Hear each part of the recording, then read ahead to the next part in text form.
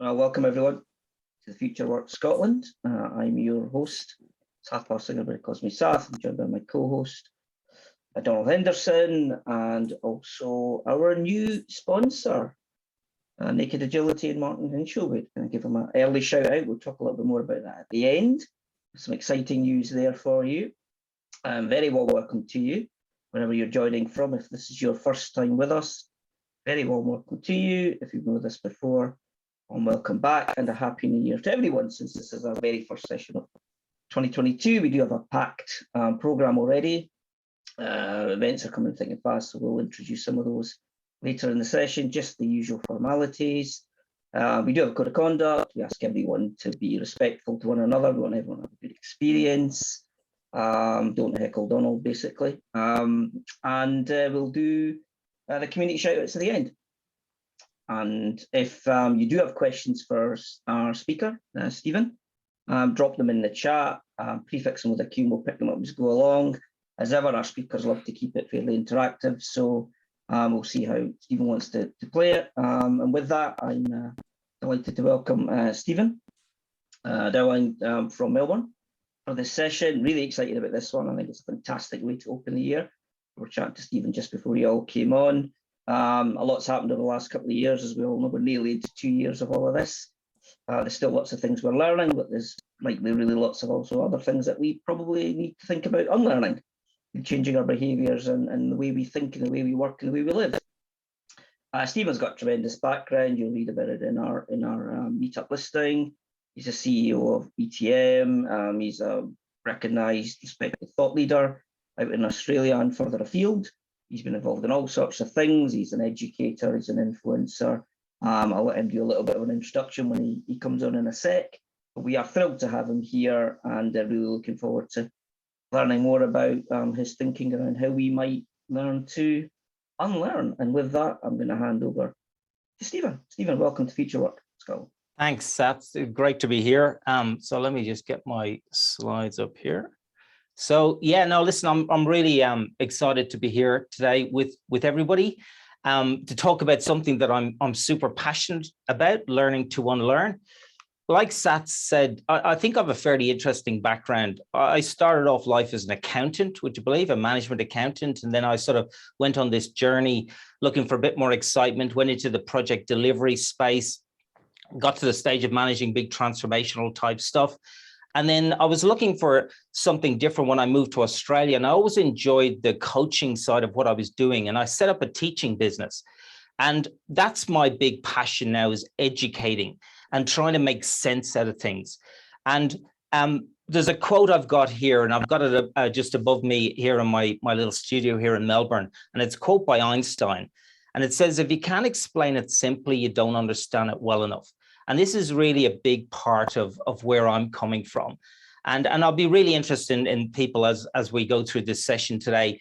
I suppose what I'd probably say is like if you put your questions in the chat, but let me sort of go through the sort of session end to end. And then I'm really interested in having the conversation at the end, because I'd like to just sort of tell that story from start to finish, if that's okay. So what's the little journey I'm going to take people on today, this evening? We'll talk about making sense of the complex world. And to me, this is really important to sort of set the context for what I'm going to be talking about. And then we'll talk about what's the difference between learning and unlearning, because to me, these are different things. They're not the same. And it's very important to understand the differences. And then once we do that, then I'll say, okay, well, how do we go about doing unlearning on a more consistent, deliberate, and consistent basis to help us? And then why is unlearning now such a big deal? And I've basically, my organization now, I've sort of rebranded to put sort of unlearning as sort of my headline piece. And again, I want to just sort of go through my thinking and why I believe, that is really important. And then very, very important, you're going to be listening to me for a fair bit of time. And I'm really hopeful that people, when they leave here, they're going to be inspired to do something, to use something that they've sort of learned out of this session. And to me, I'll be very disappointed if that doesn't happen at the end. Now, just to start, I wanted to share a little story. And I came across this story which really hit me. it was a story about Einstein.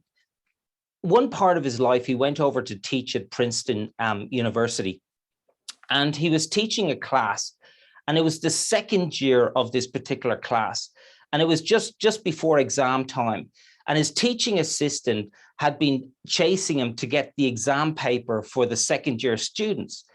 And she eventually got him in his office and said, "Mr. Einstein, you still haven't given me the paper for the second year students." And he said, "Oh, hang on a minute. And he rustled through his desks and he pulled out a piece of paper and says, "Oh, here you go." And the teaching assistant said, "Oh, thanks." And she picked up the paper and she's walking out the door, and she suddenly stopped and she looked at it and she said, "Excuse me, this is the exact same paper that you gave the students last year, the first year." And he turned and he smiled and he says, "Yes." And she said, "How on earth can you give them the same paper in the second year as what you gave them the first year?" And his response was, as he smiled, he said, "The answers have changed." And to me, this is a very important one, because when you look at what we're trying to do in organizations, we're trying to enable performance. We're trying to achieve the best outcomes, make the best of the resources we have. And when it comes to how we do that, I'll be making a big argument that I think the answers have changed in terms of how we go about doing it. Now, making sense of a complex world, I don't know about anybody else. Like, I'm a simple Irishman. You just need to ask my wife. And when it comes to trying to make sense out of things, when I started on this journey, I really struggled. Trying to, because it's just so confusing. And this is a sort of a slide of what I think, some really big, important pieces in the puzzle are when it comes to trying to make sense out of things. Now, I'm not going to be stupid enough to stand up here in front of everybody and say I've got all the answers. I definitely don't. But a lot of things make a lot more sense to me now in terms of how they sort of connect. And this is the world. These are all the big pieces. So if the answers have changed, where do we go looking for the answers? And to me, these are the things that I'm looking at now that I believe are really important pieces in the puzzle that help us to try and figure out. And, at the end of the day, to me, it's all about enabling performance. And every organization context is going to be different. What is performance in your context? But it's all about, how do we do that? How do we get the best performance and get the best out of people? And it's quite amusing, because when I started off my life, my journey, and my organization as a teacher, I was working in that project management space. And I came here and I set up my business, and it was all about, I had this vision of being a thought leader in the project management space. And that was everything. And I was all about becoming the best I could in that.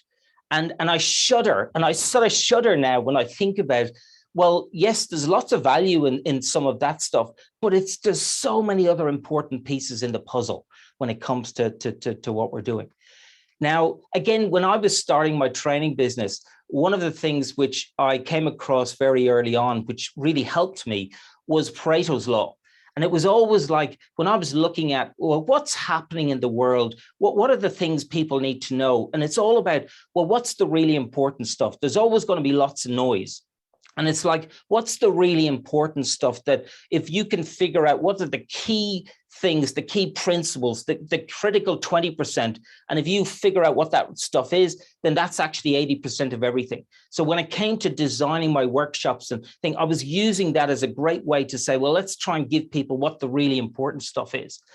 And then a while ago, I read another book which blew me away. And I don't know if people have read it. It was a book by Gary Keller called The One Thing. And this really had a big impact on me. And basically what the argument is Gary talks about, he said, success at anything is like trying to line up a series of dominoes. And it's like, so if you want to be successful, it's like, well, trying to figure out, well, in my context of my situation, what are the important little dominoes? And it's all about, well, based on where I am now, what's one little important thing that I should focus on? And then if I can get that done, it builds momentum and energy to help me to knock over the next domino. And the next domino is going to be bigger. And it's all about trying to figure out, well, what are those dominoes? And it's like Paretos Law on steroids, is to try and help you. And I just think it's a really powerful thing. Now, my hypothesis is, and I want to share with people, is that I truly believe that learning to unlearn is one thing, is one of these small little starting dominoes. When you look at the kind of world we're all trying to navigate our way through, I believe that this is one of the really small ones that can help sort of lay a foundation for us. And I'll be really interested what people, they agree with me or not, as we go through this session. Now, I want to play a short little video because I just think this concept of the one thing is really, really powerful. So let me just share a little video here. I'll just play this. Everybody knows about playing with dominoes, but what you may not know is that a domino can knock over another domino, which is about 1.5 times larger. So what I have here is a chain of dominoes. Each one is 1.5 times larger than the previous one. And the smallest domino is about 5 millimeters high and 1 millimeter thick. And I will carefully place it.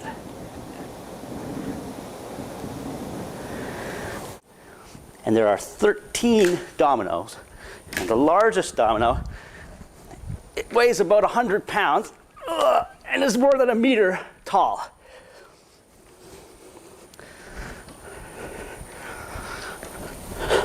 Ready?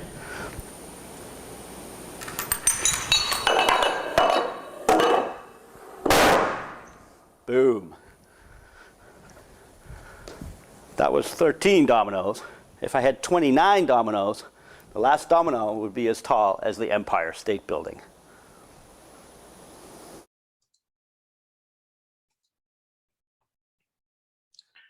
So I just think this concept is really, really powerful.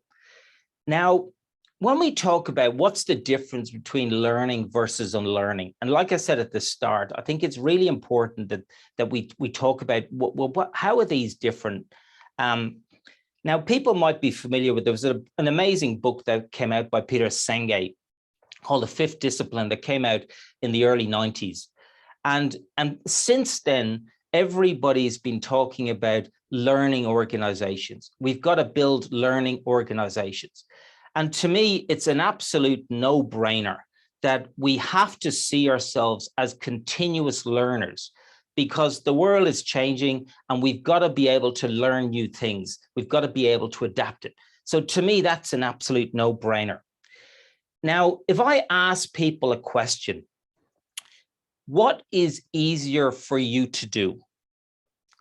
To learn something new or to let go of something old? What do you think is easier for you to do?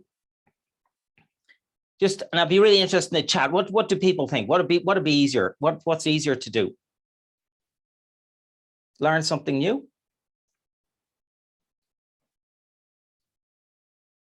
Let go. Yeah.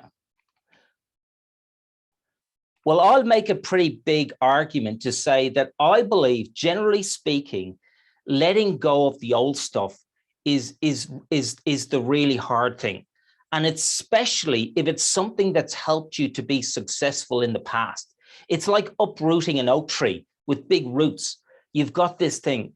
And to me, this is one of the things that we've got to really understand. Well, why is this? And I want to explore this with people. Now, so to me, this is the big difference between learning and unlearning. Unlearning is letting go of the past. Now, the first big reference that was found regarding organizational learning came from this guy, Bo Hedberg, from Oxford University Press. And Bo pointed out that as knowledge grows, it simultaneously becomes obsolete as reality changes. Understanding involves both learning new knowledge and discarding obsolete and misleading knowledge, i.e. unlearning, letting go. Now, a really good example I came across was in the medical profession. Back in the 1980s, the general consensus was that knowledge in the medical field was doubling every 30 years. If you fast forward to last year, they reckoned knowledge was now doubling every 5 years in the medical field. Now think about the impact of that on new doctors. So that means that if they want to stay current and relevant in their field, they would need to unlearn and relearn half of their knowledge base a minimum of 5 times over the course of their career. So the question again I would ask people is, when you look at your area and you think about, well, how fast is knowledge becoming obsolete in the field that you're in? And I look at myself and I look at my business and the way my business has evolved.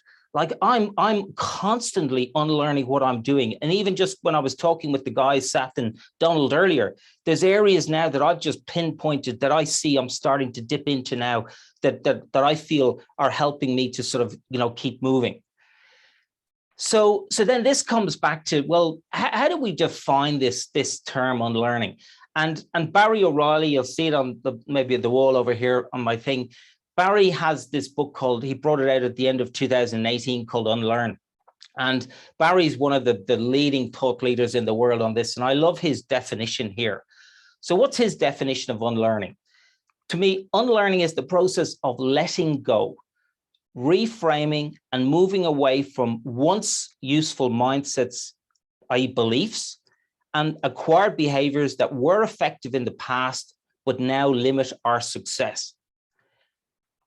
It's not forgetting, discarding knowledge or experience, but it's the conscious act of letting go of outdated information to better inform decision-making and action. Now, the way I like to try and define it as well is, it's like, I've got a water bottle here in front of me and it's full. Okay, so, and to me, this is like each one of us. This is, you at any point in time, your beliefs, your knowledge, your skills, your experience. And first of all, when you look at it, it's full, isn't it? Like, how many of us have lots of spare capacity when you look at what you're doing? A lot of us, we're full, aren't we? We're pretty smashed up. And to me, the whole thing with unlearning is that when it comes, learning isn't always a compounding activity where you build on top of what you have. If you've got something here that fundamentally is now obsolete, the very first step is you've got to be willing to open the tap and empty something out. You've got to let go of something.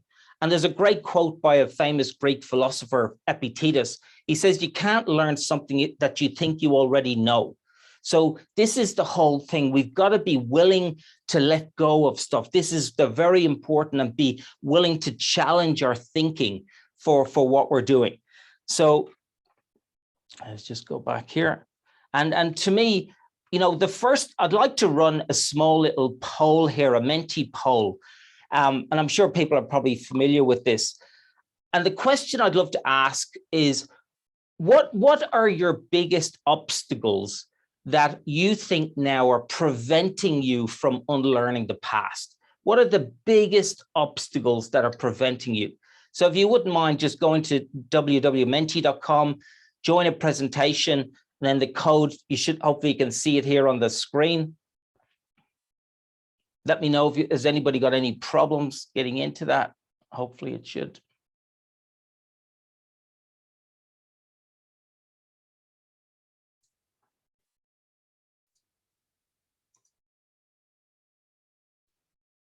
Chuck the code into the chat for anybody who just wants to grab it and cut and paste it rather than key it in.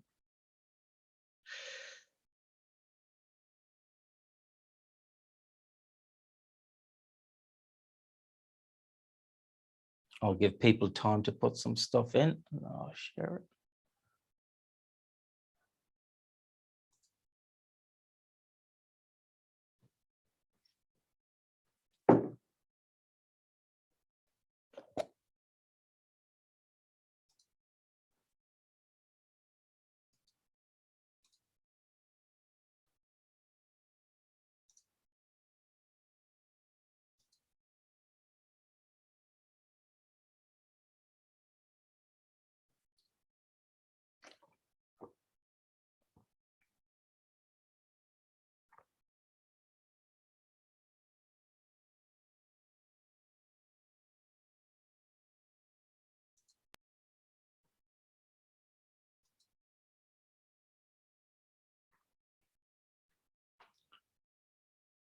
So let's see what people are putting in here. So fear, habit, ego, love it. Yeah. Difficulty, stop doing things auto. Yeah, love it. Okay, so there's lots of things. Yeah, love it. How to do it. Yeah, how to unlearn. Yeah, fear of the unknown. Love it. Excellent. No, thank you. Thanks, everybody. I really appreciate that. Excellent. So the things, so there's these obstacles that are stopping us. Now, there's good news and there's bad news here. And the good news is here that this is unlearning is something, as humans, we're doing this already.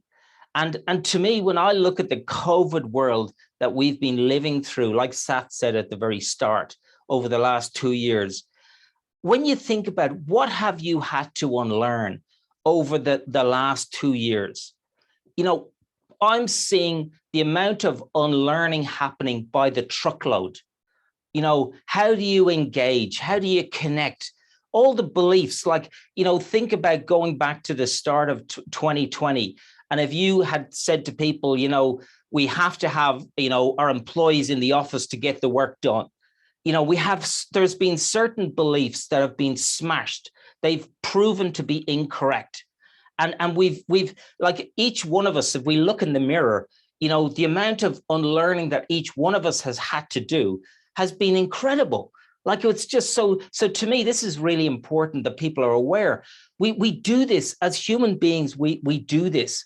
And, you know, when we look on the planet, and I'll just move this around so you can see this, you know, who is the planet's #1 apex predator? To me, it is humans. We have this most incredible ability to evolve and adapt. And when you look at the COVID world that we've been living through over the last 2 years, we've seen this happen, how people have adapted. And yes, of course, it's been really difficult, but how we've adapted. And again, like that, you look in the mirror of how each one of us, and I look at myself, and I look at my whole business. Like, I was all about, you know, back in the early part of 2020, it was all about, you know, face-to-face workshops, training. And I had beliefs around, if I want to run effective training programs, I had to be in front of people. And then and obviously that was not possible. So then I said, well, how can I start building an online experience that can be as good or even better, I said, for what I'm trying to do.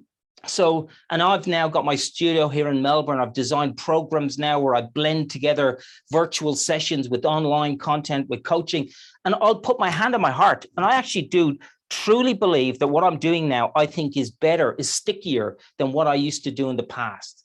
So, and I'm sure each one of us has stories themselves. And at the end, I'd love to hear people if they want to share it. And, you know, and then, so that's the good news, but then there's bad news. And to me, the bad news is, like, if we don't have a COVID scenario that we've got to deal with, then I will be arguing very strongly that unlearning is actually hard to do. When we don't have this sort of like this situation where you've got no choice and you're having. So to me, and this is the challenge, you think, well, why is this the case? Like I showed that, you know, trying to uproot that oak tree. Why is it the case? And to me, it comes back to really understanding about how each one of us is wired. Why do we do what we do? What are the sort of the really drivers around how, you know, why each one of us does what we do? And to me, there's two really important sort of really overarching drivers for us as human beings. The first one is our survival instinct. And our survival instinct it's wired into us to want predictability. And we don't like uncertainty because in evolutionary terms, to not know was to die. So your brain is all about, it wants certainty. And that's a really dominant one. And then the other one, which is very important, is efficiency. Because your brain is the nerve center that controls everything. So it loves to operate on autopilot. It's always about trying to find shortcuts to do things because it wants to make sure that it's got enough energy to be able to make sure that everything stays functioning. So to me, these are two really big dominant drivers for all of us in terms of the way we're wired. And then we think about, well, why do we do what we do? And the first thing I will argue is that we've got to accept that everything we do comes back to, or can be traced back to, assumptions and biases that we have. And then assumptions and biases will then drive our mindsets, our beliefs, the beliefs that we have. And then these beliefs then drive the behaviors that we do. So like if here in the studio in Melbourne, if I was to walk across the room, my brain is without me even recognizing, it's making all these assumptions. My legs are not going to give way. The floor is solid. All of these kind of things are happening. And to me, this is really important, that we've got to understand that it all comes back to these. Now, I'm going to just do a little bit of an experiment, see if this works with people. On the screen, you should see a little image. And if you look at this image now, you're probably seeing it spin from left to right. And if you're seeing it spin from left to right, you don't realize it now, but you're making an assumption that you're looking down on it from the top down. So what I want you to do is try and change that assumption and pretend you're looking from the bottom up. So you might have to squint in your chair, maybe just squint your eyes. And if you can pretend you're looking from the bottom up, you should be able to get it to flip the other way. So have a go, see if you can get it to go in both directions. And this is just, if you can do it, this is a simple thing that I'm trying to get you to see, that you don't even know it, but you're making assumptions, and your brain is making these assumptions. And because you're assuming this, you're seeing it a certain way. And then if you change that assumption, you see how you're suddenly seeing things in a different way. And to me, this is just really important to get people to recognize this is the way that our brains are operating. I love this quote from Barry: "Disruption doesn't apply to organizations. The truth is it applies to individuals." When all the narrative around, or most of the narrative that you hear around disruption, is all about organizations. We've got to bring out new products, new services to be able to survive and thrive. But what we don't always realize, that the biggest weapon that each one of us has to help us to adapt is our mindsets, the beliefs that we have, and the behaviors that we do. And to me, mindsets, beliefs. And what is a belief? A belief is nothing more than thoughts that you have that you trust are true. That's all a belief is. And you look at all those, like we talked with COVID, limiting beliefs that we have, that we suddenly, over time, you've built up these kind of things about this is the way it needs to happen. And this is our biggest weapon that we have that can help us to evolve and adapt. And you look at, all of the great work that Carol Dweck has done around the growth and the fixed mindset. Simon Sinek talks about the infinite mindset, and to me, this is just, a lot of times we don't realize that, and we've got this huge weapon that can help us. So then it sort of comes to say, well, okay, if we understand all of this and we can sort of see how we're operating, then when we don't have a COVID world that's going to force us, we have to disrupt ourselves. So we have to start to do this ourselves. And how do we go about trying to do this?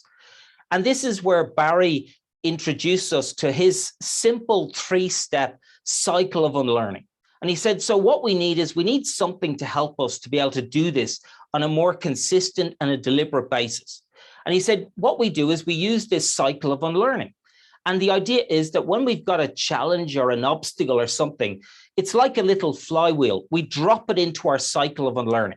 So we've got a challenge that's going to be dropped in here.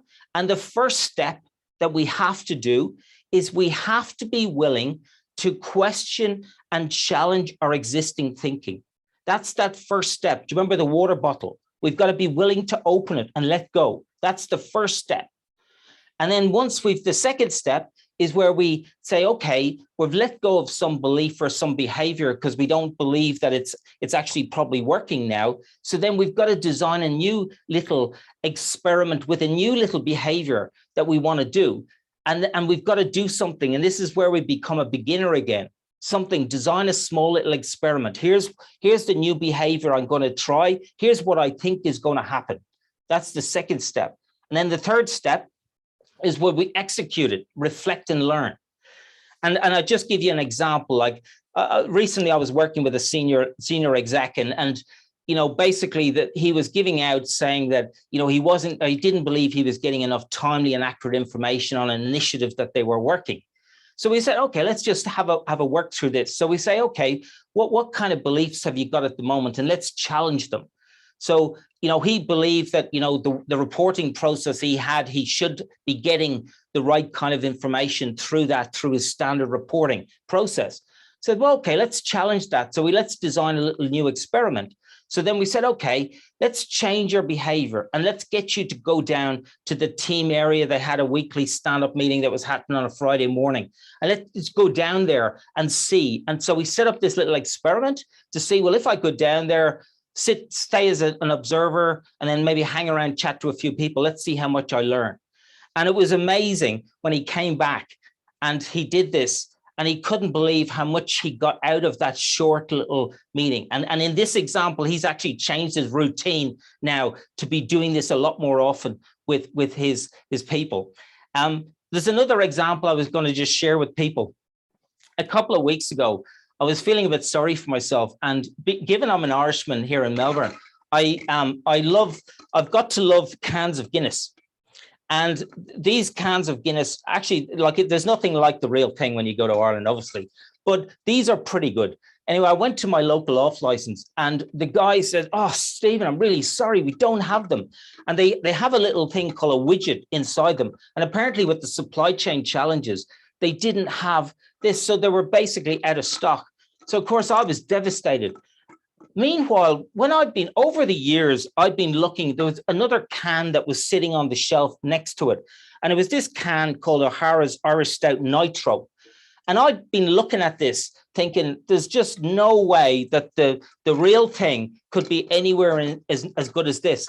And then I thought to myself, well, I've got to practice what I preach. So I said, okay, well, maybe it is. And I bought a 4-pack. I promise you, this is actually beautiful. And I won't say this now in front of my Irish mates, but this is actually smoother than the other one. And it was just an example of a belief I had that I've had for years that suddenly got smashed. So I just thought that was a little bit of a real example from my point of view. And, to me, the importance, we've got to really understand the importance here for behavior, because when it comes to trying to change our thinking, our mindsets, we can't talk our way to it. We've got to act our way to it. And your behavior is critical, because when you change your behavior, then this changes your perspective of how you see things. And then that perspective then impacts your mindset, your beliefs.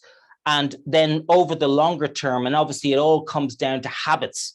We're trying to, because we want to be able to build this in a repeatable way. So we've got to change if we want to change our behavior in a long term, we have to change our habits. But the really important thing is, this is why acting and behaving differently is so crucial, because like I said, you can't unlearn, you can't let go of your old thinking unless you've done something. You've got to see it for yourself. That's really important. Unlearning, and why is it such a big deal now?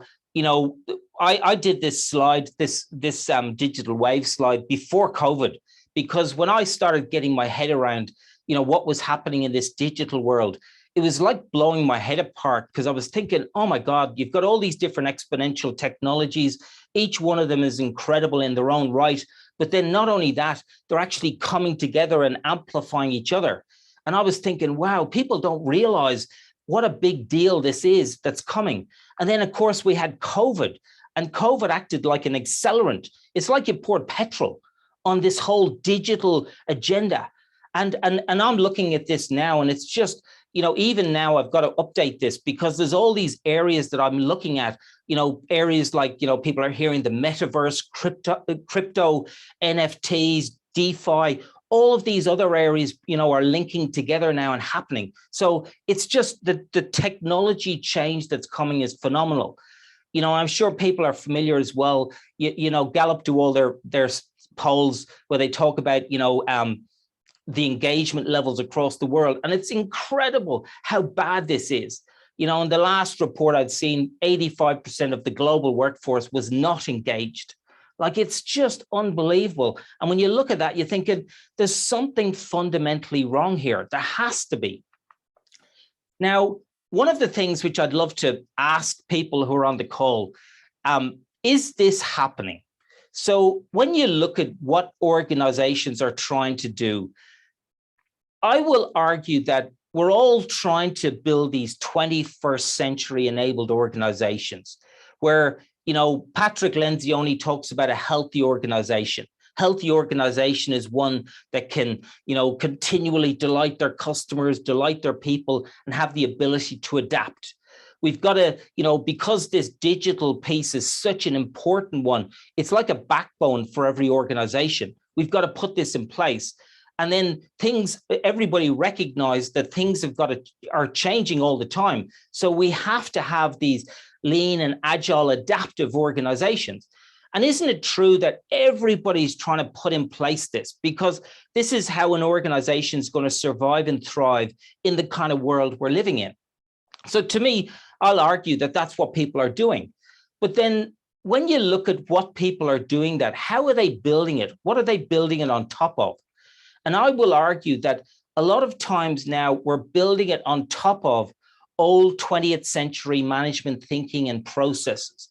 How do we organize ourselves? How do we fund? How do we control? How do we, procure things? And not only is it 20th century, a lot of times we even have old world 19th century management principles, things like specialization, command and control thinking. And when you look at what organizations, are we leaving in place some of this old stuff? And to me, this is, and again, this is when I look at these two, these are very, very different from a thinking and a philosophy point of view. And not only are they different from a thinking and a philosophy point of view, but they actually work against each other. Because if we have in the 21st century, everybody's talking about trust and enabling your employees. But then when the employee looks at it and say, well, hang on a second, you 1 minute you say you're trusting me, next minute I'm not able to spend $200, to buy a little small piece of thing. So I've got processes that don't match what's been said from the narrative point of view. So I think we're going to share a little bit of a poll here, because I'd love to know whether or not people think that do we see this happening? So I think, Sat, you've got a poll there we're going to just share with everybody, just to get a sense of, do we believe this is happening? I'll get this fired up. Right, launching it now. Hope everybody gets it. And hopefully you can all see that.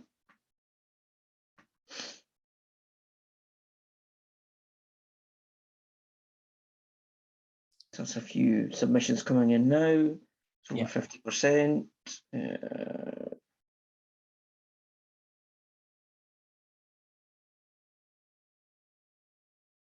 Okay, that's over 75% of submitted. Let me know when you want me to stop it. Okay, so just if you want to end it now, let's just share it with people. Let's see what people can see. Yeah. See that? So that's really interesting. So yes, most definitely. So 14. So maybe in some situations. So that's really interesting. I'd love to have the conversation with people, because when I look at clients that I'm working with now, one of the first things I always, ask them is, if I walk into the procurement function and I say, how are the procurement function and the contracting function? How are they going? How are they thinking? What are they doing? What are the finance folks doing? What are the HR folks doing?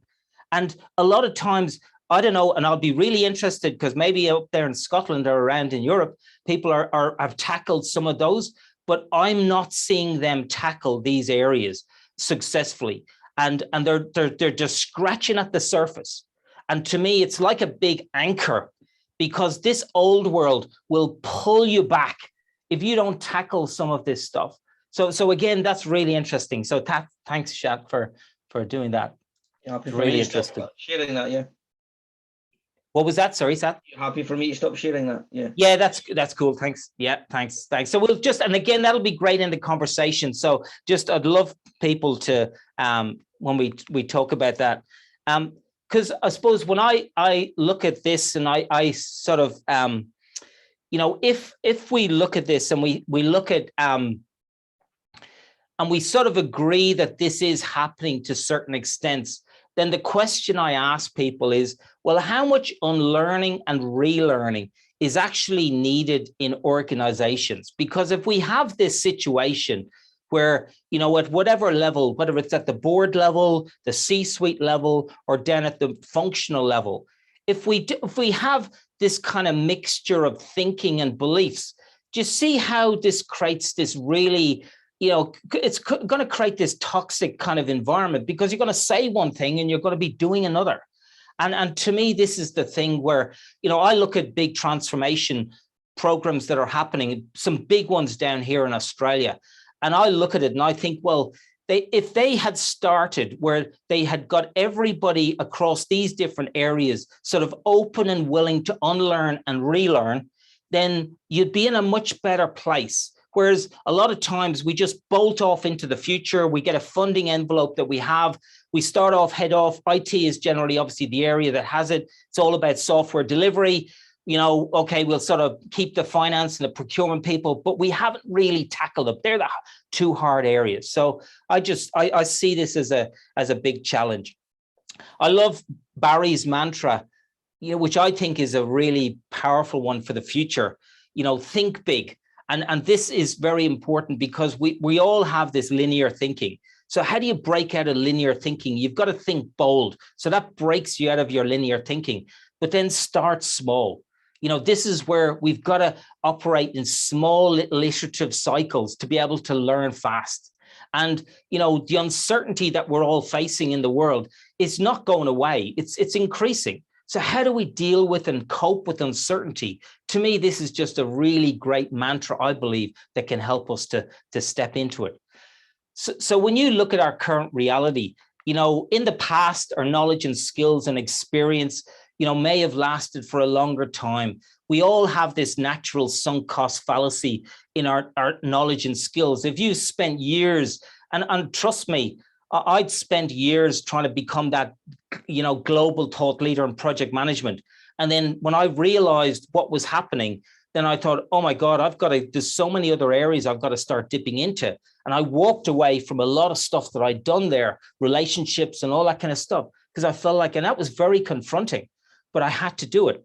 When you look at the current situation and the reality of the world that we're all facing now, and this sort of, you know, is my sort of argument to say why, you know, unlearning and relearning and seeing it as that little foundation, that little domino to help us to step into the future.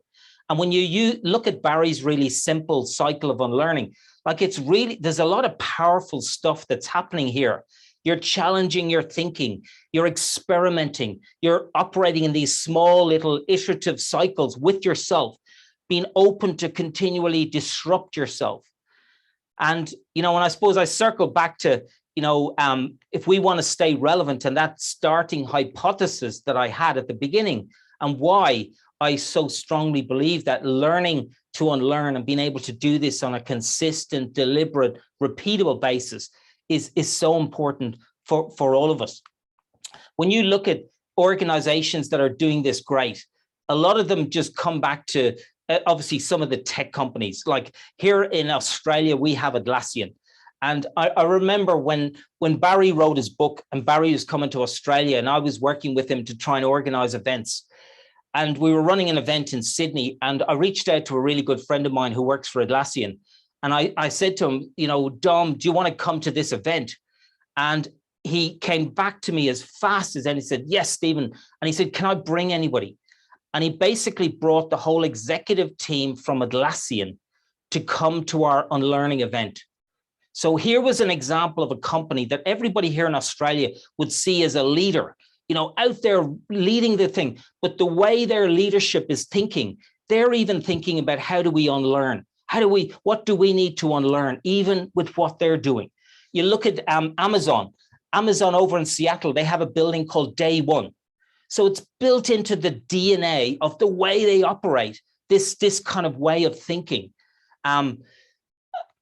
Again, I came across, and this was one of my favorites. And when I was doing this talk today, I thought, well, this is an absolute gem. I came across, look at this, you know, Glenfiddich, and they've just brought out this experimental Scotch whiskey, and they are actually embracing this kind of way of thinking.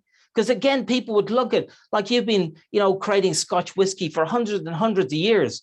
How can you do it differently? Well, this is the way they're thinking. And I just thought, wow, that's just fantastic. And I just thought it was a great example. I love this quote from Mark Twain. It ain't what you know that gets you into trouble. It's what you know for sure that just ain't so. You know, each one of us, you've got to ask yourself, you know, what limiting beliefs are flying around in our head now? And again, we've got to, if we want to be stepping into the future, you know, to me, curiosity is a superpower. Curiosity, humility, and courage. They're the three big superpowers, I think, that it takes now to be able to step into the future. And being open and willing to challenge our thinking. And obviously to do that, you've got to have courage. You've got to have humility. You've got to be willing to say, well, maybe I haven't got this right. And to me, I just think it's such an important one. So what's your next step? And again, I'll share this with Seth and Donald at the end. There's a one pager here that I have, which again, we'll send out to people. And I'd be super inspired if people from the call would take this and have a go at applying this cycle of unlearning to themselves. So you have a challenge that you're just going to drop into this little flywheel. And again, you know, question your thinking, try and identify assumptions you're making, and then do a little experiment, design a little experiment with a new behavior, something where you're going to feel a bit uncomfortable. Because again, you're pushing yourself outside of your zone here, and then see when you execute it, you know, have you take that moment to reflect and learn. So again, you know, it's a simple 3-step process, but simple is not the same as easy. But I just, you know, I'd be really interested, you know, we'll share this with people at the end. And, you know, I'd love to get feedback afterwards that people are inspired to do it. You know, obviously I do programs now. And again, like I was saying at the start, I've designed these programs now that I really think are a lot more impactful than running a one-day workshop. So I designed things where we have these smaller sort of virtual sessions. We give people online content that they can look at as they want to reinforce what you're doing. And then I build in one-to-one coaching with people, because this is not easy. You know, unlearning old ways, like we say, uprooting the oak tree is not so easy. But I really do. I'm really excited by this, because I just think, you know, the access, the reach I've got now is just so much more. I'm working with clients over in the US. I'm working with other clients in Europe now. And it's brilliant from my little studio here in Melbourne, which is fantastic. These are just some of the key references that I've been using when it comes to sort of building up what we're doing today. And again, we'll share these slides with people after the session. So that's really all I've got to say. So I'll be really interested in sort of questions or what people think and do it. So I'll hand it back to you, Sath. Yeah. Yep, it's great. Well, thank you, Stephen. That was great. Really enjoyed that. A lot of interesting stuff there for everyone to think about. We don't have many questions. I did see one flash by as people were definitely commenting in the chat. I saw Safe getting a bashing at one point. Terrible. And yeah, it was a good one here from Frederick. So I think when you were walking through your cycle of unlearning, he was asking about, there was a step in there where you were saying that people should kind of question their own knowledge. And he's asking, you know, when should we question our knowledge? Questioning our knowledge all the time by default is a luxury that not everyone can afford in every situation. Yeah, no, great question. And I think, you know, each context will be different. you know, and I just think you've got to be open and willing. And to me, that's the first starting point. And you're right, nobody can continually unlearn and relearn at sort of like a certain level of velocity. But it's just like, if you want to stay current and relevant in your field, and I'm sure there's a lot of people here in the IT space, and you think about how fast technology is changing. And if you want to stay current and relevant, you've got to be on top of what the new stuff is.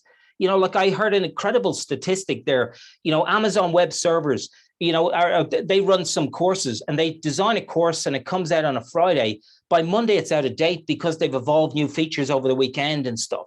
So the way, I think what we've got to do is we've got to challenge, and I'm thinking about this for myself, challenging the way you think about learning. So learning isn't, I go to a course and then I sort of learn that and then I apply it. It's like this more continuous evolution.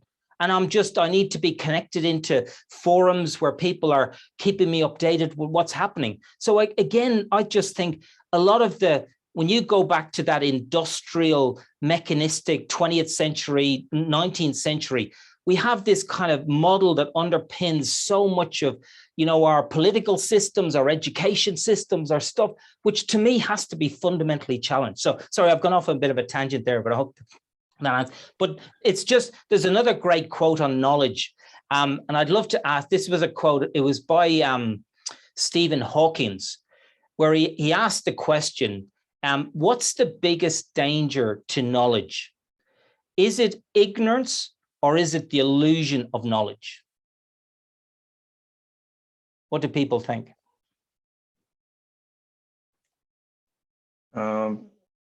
Well, welcome to drop something in the chat. You're also welcome to unmute if you're happy to do so. Yeah. Let Stephen know what you think. Yeah, it's a you know, welcome to do that. So yeah, feel free. Don't be shy. Don't be shy. Yeah, please, loved it. Just, yeah. The illusion of knowledge. Yeah, isn't it? It's because how many things do we just think we know? And to me, like that, and this is where your wiring and the way your brain is wired, it wants to keep believing that, because then it's easy for it to operate. Because then if you have to relearn, you've got to engage your prefrontal cortex. It takes energy to do it. So, and that's the, you know, the thing we've just, unfortunately, this is the world we're in now. And, you know, and again, it's like anything, if we practice learning, you know, Edgar Schein talks about the two different types of anxiety, you know, survival anxiety and learning anxiety. And learning anxiety is the key one, because if we can build our confidence in our ability to unlearn and relearn constantly, then that's the one that's going to really set us up. We don't want to panic. Like survival sort of kicks you into action, but it's the learning anxiety is the really important one we've got to tackle. So no, I love it. Thanks. So great question. Thanks for that. Anything else, please? I'd love to hear from anybody. Yeah, there's a few things coming in now. Got another one here from, I think it's Abby. What's this? When approaching something, should we start with a complete blank slate? Where does experience fit in? Which bits do we keep and which bits do we let go for? There you go. That's a big one. Yeah, that's a big one. I love it. I love it. I love it. I think, you know, the way I suppose I think about when do you need to unlearn? And to me, there's questions that you've got to keep asking yourself. You know, where am I not achieving an outcome? Where am I struggling or am I avoiding something? Because if your thinking and your beliefs and your behaviors were working, isn't it true? Now, there could be other reasons, but you generally should be becoming successful. But if something's not working, then the radar should go off to say, I've got to now be willing. And this is why that first step is so important. You've got to be, you know, that curiosity and the humility to be open to letting go of stuff. But it's like having those questions. Where am I not achieving my outcomes? Where am I avoiding things? You know, it's like asking those questions, because they're the things that are going to give you that kind of signal to say. There's a hand up there. Freddie, you got your hand up. Was that deliberate? Do you want to ask a question? I think you don't look like you're muted, but we can't hear you for some reason. Can you hear me now? Yep, that's you. Yep, you're good. Wonderful. Okay, so it's related to what Stephen just said now a minute ago when you were saying if you sense that something is not working. And so what we looked at right now in this session was very much related to an individual experience, right? So if we see we're failing at something.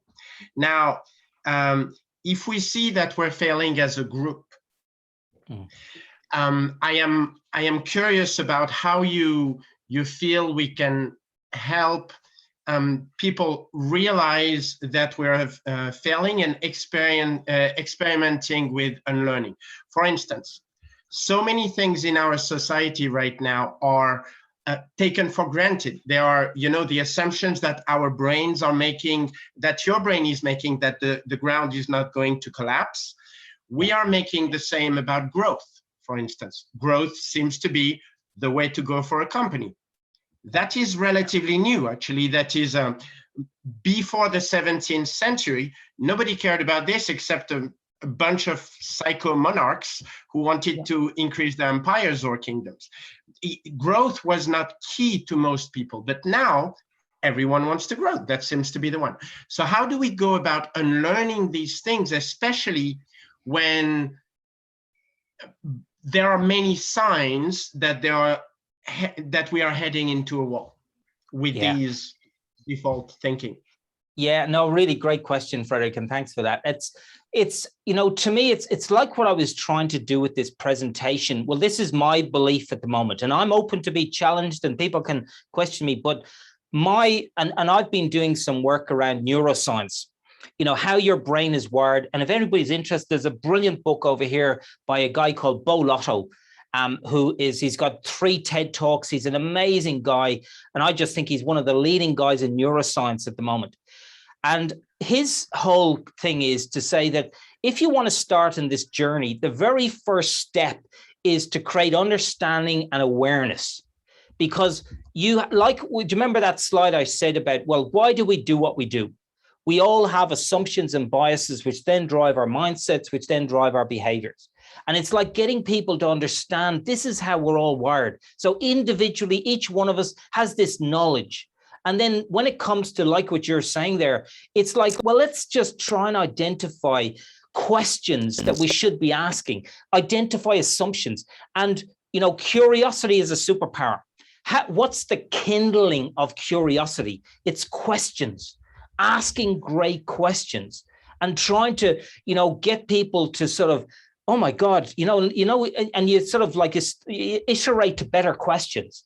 But to me, that's one of the keys, is getting people to understand this is the way we're all wired. So therefore I have biases and all that kind of stuff of how I am. And then I've just got to recognize that these are sort of playing out. And then once I understand that, I've got agency then to say, well, okay, I can change these. I can change beliefs. I don't have to always have, and actually you've hit a really important one. Because one of the biggest challenges I think we have when it comes to going on this journey is we link our identity to our beliefs. And so when it comes to trying to challenge your belief, and a lot of the traditional management hierarchical system is wired to say, well, when you move up the hierarchy, you need to know more because you're making better decisions. Whereas now that fundamental assumption is wrong because the world's changing so fast. So we've got to empower people. So therefore, my job as a leader is to pull in the right people, empower them and support them with the system that they have to do it. But that's a really fundamental belief that has to be challenged. So sorry, I've sort of gone a little bit off, but you see where I'm going with that. It's asking those questions and identifying the assumptions that you have. Is the key, I believe. Yeah. So no, thanks for the question. Brilliant question. Yeah, love it. Thanks, Stephen. There's an interesting one here because we're talking a lot about, systems and organizations, things like that. But Brian's asking, is it the same for relationships? So perhaps we assume we know a person because we met them yesterday, but yesterday is not today. And they may well be different. So should we unlearn their past and learn about who is showing up today? I think that's fantastic. Fantastic. Well, hands up who's got kids? Like, how much do we unlearn and relearn as they're growing up? Like, so this is something that we're seeing and we're doing as human beings because you have to do it. Again, you've got a kid that's growing up and evolving. So you've got no choice. You've got to help them adapt. So that's a brilliant situation where you can see yourself doing this yourself. So I love it. So to me, this, this plays out, I just think, at every level. For us as individuals, relationships, for, in organization, it's just like, I go back to that little domino. It's like this little domino for all of us, and just to build that kind of pattern of thinking. Yeah. Great question. Yeah. That was really good. I guess it's obviously we very quickly again got into, personal relationships. So you started talking about kids, etc. But I mean, even thinking about that in, back to the work context and, relationships with colleagues, or perhaps, other areas of a business where perhaps you've had, challenges in the past, getting your points across, or, influencing them in a way you want to. I mean, all that thinking, I'm guessing, is naturally still applicable. So I think that was great. Yeah, that was really good. Yeah.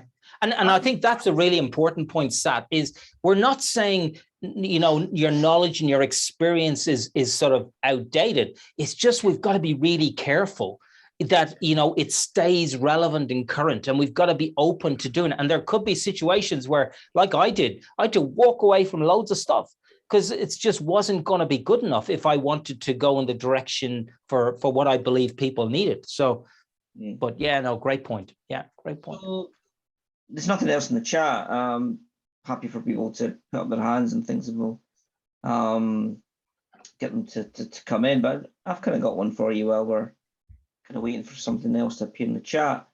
So you've talked about relevance a few times, and I'm kind of always intrigued by that kind of idea in the context of organizations. I mean, in your experience, when you're doing your, your consultancy and your work, I mean, are you meeting organizations that are thinking in that way? Because from my experiences, I don't see organizations thinking in terms of their relevance as much as perhaps they ought to be. No, you're absolutely right. I don't see it. It goes back to my slide at the very beginning, Sat, the kind of noise that's happening and all these different areas, and everybody, we're all getting smashed. So people are looking for these magic bullets or these solutions that they think they need. And we're all struggling to make sense out of things. And, and I look at I don't know, we might have some of the big consultancies on the call, I don't know, but I really, and I'd love to have I've had good conversations with people in those, because I fundamentally don't believe that a lot of this stuff has been done correctly. Like the consultancies walk in with a playbook for how we make our organization, more agile. But when I look at what's happened down here in Australia with some of those big, they're all going to absolute, excuse my language, shite in terms of the kind of stuff that's happened because they haven't got some of the foundations right. So it's like you're building this kind of so-called agile digital organization, but you haven't got some of the foundations right. So it's only a matter of time before this thing just sort of implodes on itself when it comes to it, because you can't have, a procurement function that's buried in the 18th century in terms of how we do our contracts and how we create our contracts. It just doesn't make sense. They just don't connect. So we've got to get them on board. They've got to come on the journey with us. Otherwise, I really worry about organizations. And like you say, Sat, I just don't feel why organizations, and it comes back to this kind of, and I suppose, and I'd love to know what people think, because this presentation that I'm doing with you, I've done now in more senior and it's really landing with the senior people. And again, now it's opening the door to get those conversations going with all of the different areas. And I've struggled over my journey to try and find the right kind of narrative to try and do it. Because if you go to a senior leader and you basically say, listen, your thinking's not right, how well is that going to go down? Whereas if you introduce them to the concept of unlearning and relearning, and if they're open to that, then we can start to prise the door open even further and then start to have the conversation. But it's difficult stuff because, somebody who's risen to the top of an organization, they're a senior level executive, and you're going to them and say, well, listen, all those some of those beliefs that you have that have got you to where you are, now we've got to turn them on their head. It's not an easy conversation. Yeah. No, absolutely not. No, it's all good stuff. There's another one here. I don't know if I pronounced that right. According to you, that's you, Stephen, what does it take to not separate from the group when you start an unlearn process? Otherwise said, how to get it accepted, understood by others. I guess that's kind of to the point. You're just talking about how you're going to, how do you get people to buy into it? How do you influence them to that? Yeah, and I think, and I think it's an important, my current thinking is that, people you've got to tackle the individual. The individual's got to be open to this. Then we can look at the group, and it's sort of like, it's like anything, like, if you want to enable more agile thinking and working in an organization, you've got to go down to the lowest level, and you've got to build it up. You can't, it's like one of these things, like, just to give you an example. So I just did a program with one of the biggest private companies here in Australia. And we in the program, we started off doing it, and we got everybody to have an individual challenge. And then we said, okay, now here's an individual challenge that means something for you. And then let's have a go at applying the cycle of unlearning. And then we said, okay, now as the next level, let's do as a team. What thing do we need to unlearn? But we've got to start with the individual first, and then we move up the team. That's the way I believe it sort of works most effectively at the moment. Great. No, it's great. Just lots of little other comments from our audience. No other questions as such. Anything else anybody wants to chip in with? We've still got a bit of time. Or happy to wrap it up. It's very early for Stephen, so we do appreciate him joining us. It's a fairly ungodly hour where he is. So no, it's not too bad.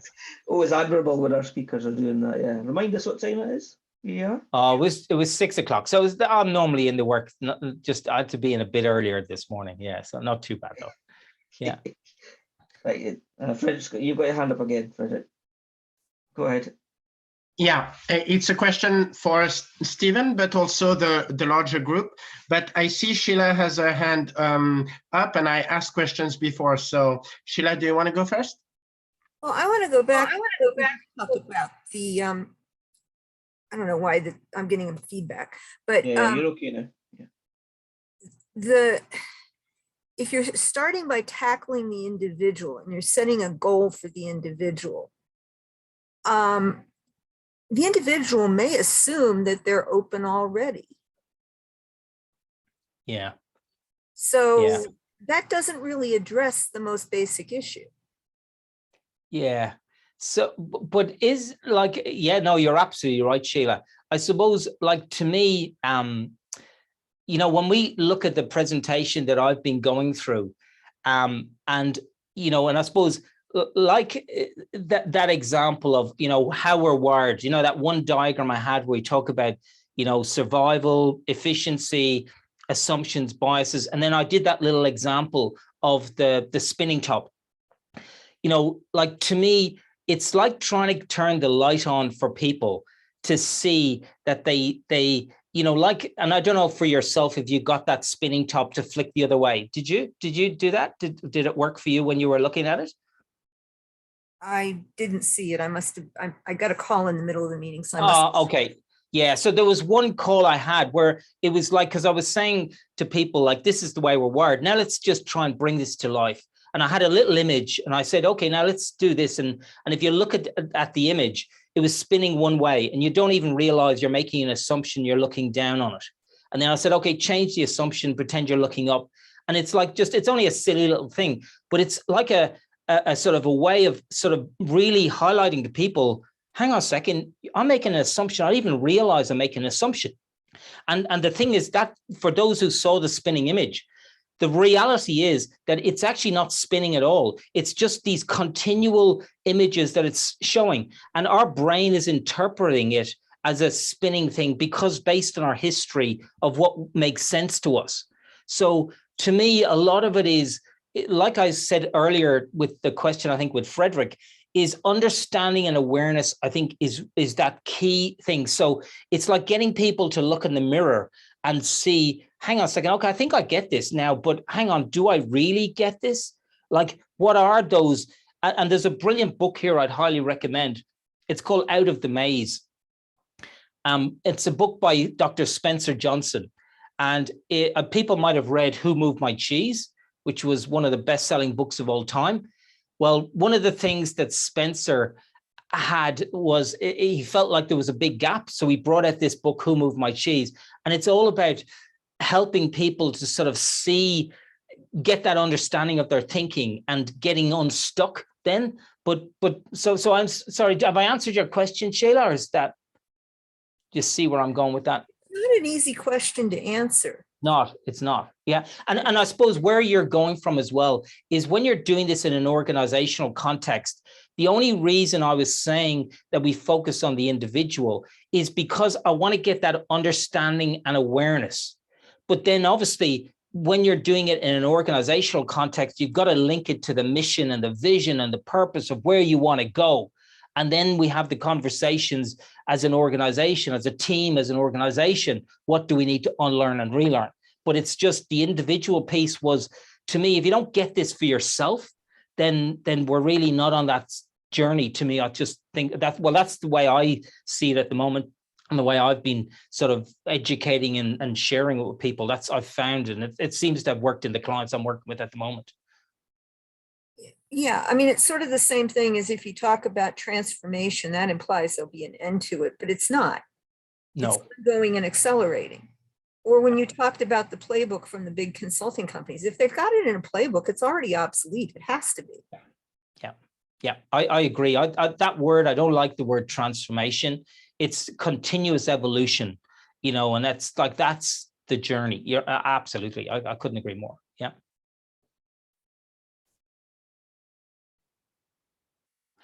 Sorry, Can I ask a question? From on mute there. Sorry, somebody spoke. Yeah.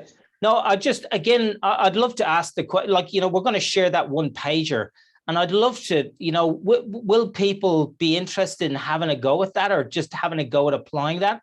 I'd love to know, because it's, to me, that's at the end of the day, like that, we like I said, everything starts with action, doing something.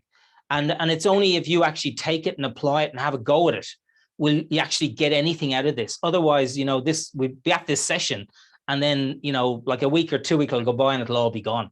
So hopefully, no, thanks. Somebody, Geraldine says, I'll try. Great. Yeah. Yeah, so there was, in fact, Geraldine did ask a question I think we didn't get to. I think she was just curious as to your own experiences, Stephen, with kind of using sort of mindfulness and meditation type techniques to support you facilitating, unlearning and people coming around to unlearning thinking, I guess. Is that something you've done, experimented with, or is that unknown territory for you? Yeah, I'll be honest, this is one of the areas that I feel that's a big gap for me. And, and it's one of those things, I know I should be doing it and I know I'll get value of it. And it's things I'm experimenting with myself at the moment, because I feel like I've just not been doing it. But I think that stuff now is just so important, and making time and space for it, I think is really important. But I'll be honest, that's one of the areas that now I'm doing my own little experiments with, trying to change my habits to be able to do that kind of stuff. Because I feel like it is something that I think is so important now. But I'd have to put my hand up and say I wouldn't put myself up as any kind of model citizen at the moment in that space. But it's something that I think is super important. Yeah. That sounds like something worth exploring. Frederick, you've got your hand up again. Do you want to come in again? Because I'm probably going to bring it to a close fairly soon, because I think that's the question I wanted to ask earlier. Today. Yeah, go on. That's the question I wanted to ask earlier, just before Sheila.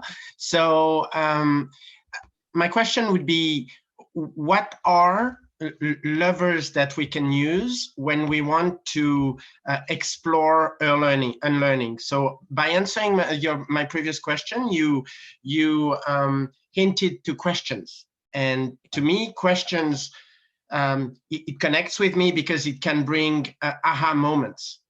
And so what I tried to do is I just typed what I already have in my mind, but in the spirit of what you said with Mark Twain quote and so on, I'm putting it out there not to say I'm right, but just for any of you and for you, Stephen, to complete it or to adjust it.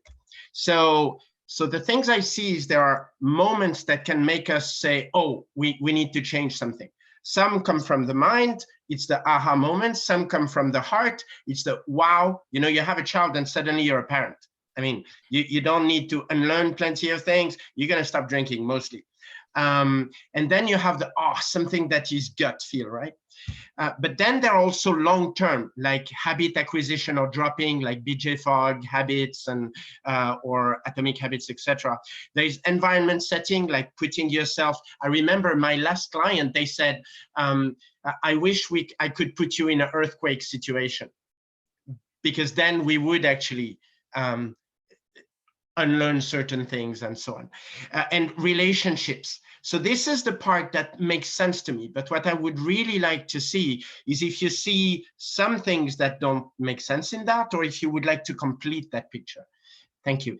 So that we invite people in Unlearning, having more hooks. Yeah. I think it's a great question. I'd love to get other people's view on it, but let me just, one of them, I mentioned that guy, Bo Lotto.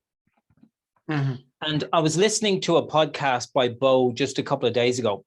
And one of the things that was, the guy asked him was, Bo, and it was a leadership kind of podcast that he was doing. And he said, Bo, what's your guiding mantra? You know, what's one of your guiding mantra? And he said, I don't know. And I just thought this was so powerful for a leader to be able to say, I don't know, and, you know, create that agency and that kind of safety. I just thought, wow, how powerful is that?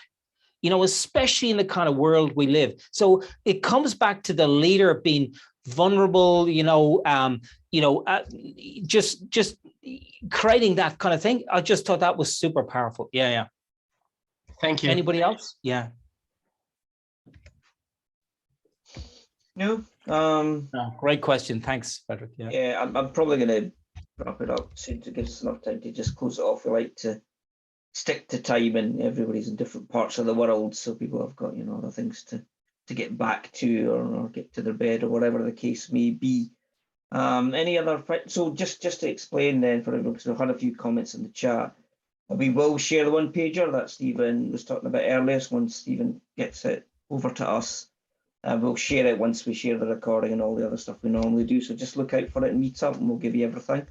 So no concerns there. And Stephen, you're happy to share the slides as well, aren't you? Absolutely. Yeah, no problem. So that's fine. We've got 7 minutes. So yeah, just a few minutes for me to close out. Any final thoughts from you, Stephen, before I take? No, just a huge thanks yourself and Donald. Just it's been great to be able to share with people, and just, you know, to get the opportunity to do it, it's been fantastic. So thank you very much, and thanks everybody for taking the time out. I know it's late there, so no, I really appreciate it. No, I appreciate it, and yeah, right back at you, as I say. So no, I really appreciate you joining us so early and all the way from down under, and it's been a fabulous session. I really enjoyed it. I think it was a great thought provoker, and, you know, thanks to everyone for their participation. Lots of great questions, lots of great things for us all to take away. So thank you again for giving up your time and joining us and sharing a really thought-provoking talk. So getting a round of applause for me. Anybody else is welcome to join me. Thank you. I really appreciate it. And just to say again, we'll get the slides out to everyone, and the one pager, and you'll have the recording, so we should get that all out later this week. Just a few things to wrap up with, usual fashion. So we already have a bunch of other events already in. Those of you who have been with us many times before will probably see that in Meetup. Do take a look, some fabulous stuff this year, a whole variety of very different things. We've got our friends from the Comic Agile joining us in February, so they'll be doing a session with us. We did ask our community if there's anything specifically they wanted them to cover, so we are open to ideas on that one, and they're keen to do something that's going to suit the group and the community.